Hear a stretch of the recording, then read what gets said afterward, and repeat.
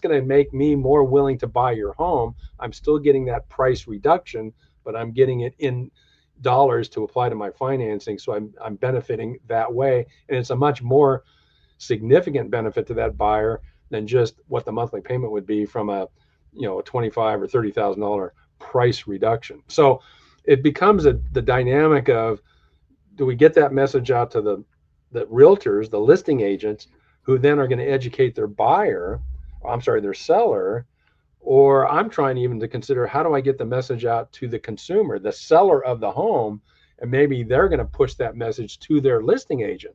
Like, hey, I don't want to lower my price yet. How about I offer a 3-2-1 buy down? I want you to market my property, telling this prospective buyer you can get a first year rate in the threes. Let's lower our price that way, because it's more directly addressing the buyer's primary concern: lower rate, lower payment. Seems like the smart play. Hey, Art, we're going to take just a slight break here. We're going to give a little thank you to our sponsor, and then we'll be right back. We'll get right back to today's program.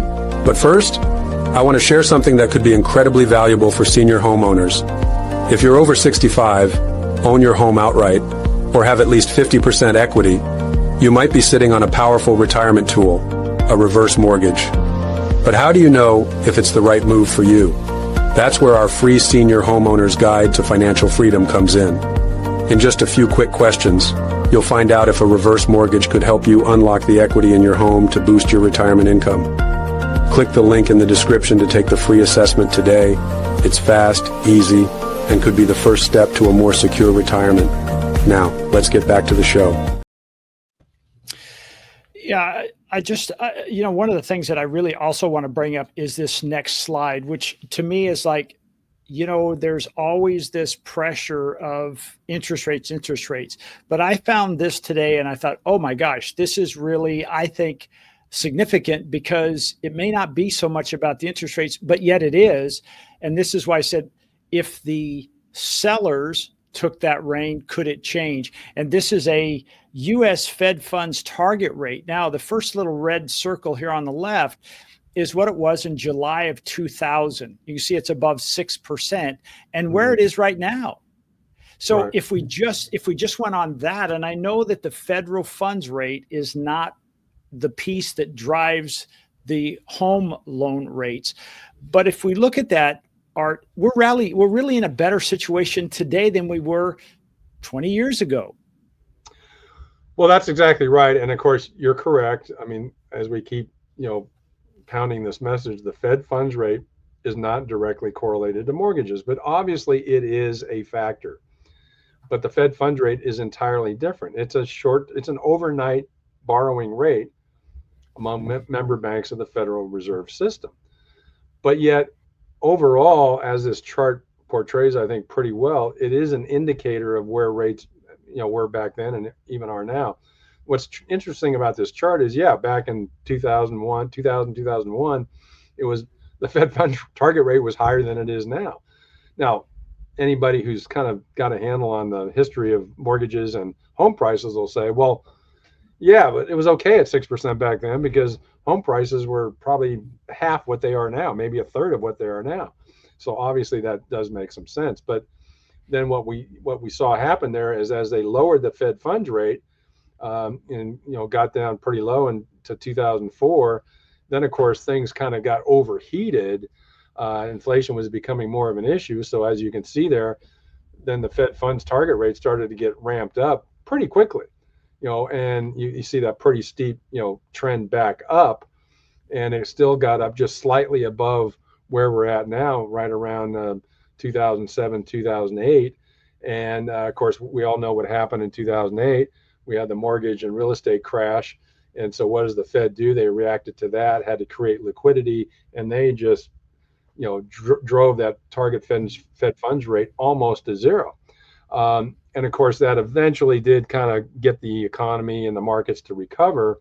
But look how long it was just flat. I mean, we had essentially had almost a zero Fed funds target rate for many years, about 7-8 years. And then, of course, things were getting a little heated again, so they ramped it up again. And then we hit the pandemic. And then they, again, after the pandemic, the Fed, just throws a whole huge amount of money into the economy to help us recover from essentially shutting down the economy. And then, oh, we forgot. We pour that much money in the economy, and what happens? Inflation rate explodes. And so that's what led to that big, steep, upward uh, trend back up in 22. And so, that's kind of got us where we're at now. We've got this inflation that got way out of control. Now we're trying to get it under control. They're making some progress, but they're not quite there yet.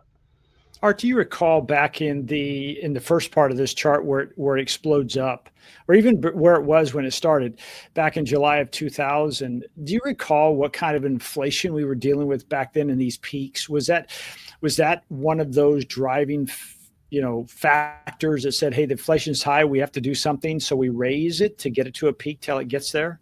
Yeah. In 2004, I mean, inflation was getting a little bit elevated, and so again, it's very similar to what we're seeing in 2022. I don't recall that it got as high as it did in 22, 23, but it was certainly higher than it was prior. And so that's, again, that's what the Fed tries to do is, as an inflation rate gets out of their target range, they're going to start raising that Fed funds rate to get it back under control. But then, sometimes they overshoot it in either direction. And so that's, of course, what happened in 2020 into 2022. There was so much money poured into the economy to help recover from the economy being shut down from the pandemic.